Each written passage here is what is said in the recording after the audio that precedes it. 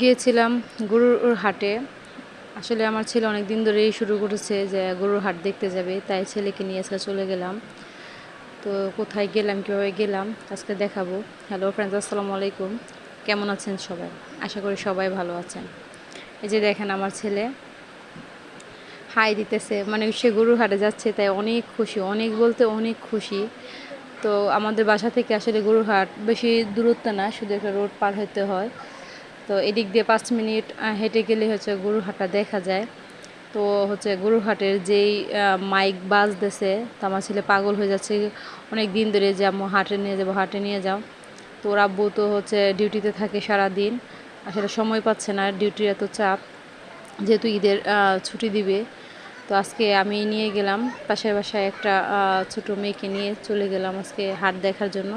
তো দেখেন আমার ছেলে কি খুশি, মানে হাটগুলা কিভাবে যাচ্ছে, কিভাবে বলতেছে, আর হাটে কি গান গায় ও সেটাও বলতেছে। ও মানে খুশিতে সে আত্মহারা। ওই যে দেখেন দূরে হাট দেখা যাচ্ছে, এটা হচ্ছে মুরাদপুর হাট, আমাদের বাসার সামনেই মুরাদপুর হাট। তো যে দেখেন অসংখ্য গরু ও এখানে আছে। লাইট জ্বালিয়ে দিছে, যদিও বিকেল টাইম, তারপর লাইট জ্বালিয়ে দিছে। তো মোটামুটি আমার কাছে পরিষ্কার পরিচ্ছন্নতাই লাগলো হাটটা। তো যেখান দিয়ে যাচ্ছি আসলে এখানে গাছের নিচ দিয়ে রোড, সেই হিসাবে আসলে অনেক মানে নোংরা থাকার কথা। তো সেখানে ভালোই পরিষ্কার আছে রাস্তাঘাট সহ। তো এই যে হাঁটতে হাঁটতে দেখেন একবারে হাটের কাছেই চলে আসছি। আর আমার ছেলে তো মানে খুশি, মানে সেই খুশি, আসলে বলে বোঝানোর মতো না। ও হচ্ছে এটা যেহেতু ঢাকা শহর, ততটা হচ্ছে গরু দেখা যায় না, তাই হচ্ছে গরুর জন্য আসলে ও অনেক পাগল। তো যে দেখেন এটা হাটের শুরু, তো আমরা তোরা ভিতরে যেতে পারবো না। এই যে এখান থেকে হচ্ছে গরুটা দেখা যাচ্ছে।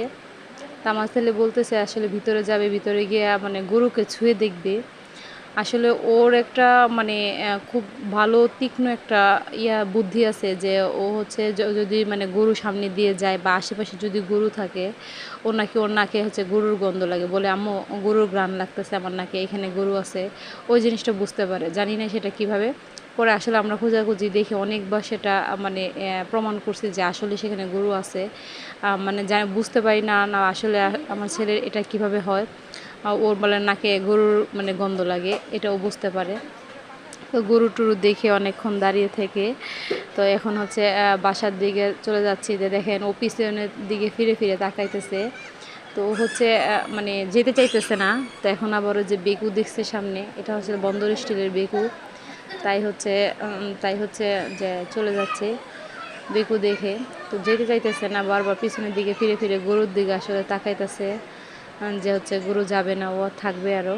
তো জিজ্ঞেস করতেছে যে আব্বু তোমার কেমন লাগতেছে, বলতেছে আব্বু অনেক ভালো লাগতেছে। তাই একটা হাসি দিয়ে দিল। যে দেখেন এখন নাচতেছে, নাচে নাচে দেখাইতেছে। তো এখন আসলে আমরা বাসার দিকে চলে যাচ্ছি। মানে ওর একটু মন খারাপ হয়ে গেছে যে চলে যাইতেছি দেখে, আসলে সন্ধ্যা হয়ে যাচ্ছে। ওর আব্বু আবার বকা দিবে শুনলে যে নিয়ে গেছি। তারপরও ছেলের আবদার বা ছেলেকে একটু খুশি রাখার জন্য নিয়ে গেলাম।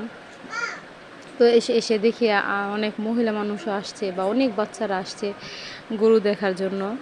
আসলে শুধু আমার বাচ্চা না, মানে এই কুরবানির একটা ঈদ আসলেই হচ্ছে গরু দেখার জন্য ছোট ছোট বাচ্চারা অনেক পাগল হয়ে যায়, যেহেতু এটা ঢাকা শহরে এরকম গরু দেখা যায় না। আর এখানে একটা যে দেওয়াল দেখালাম ভবন, এটা হচ্ছে আসলে সরকারি হসপিটাল। এখানের যে মানে যিনি সেবা দেন উনি আসলেই খুব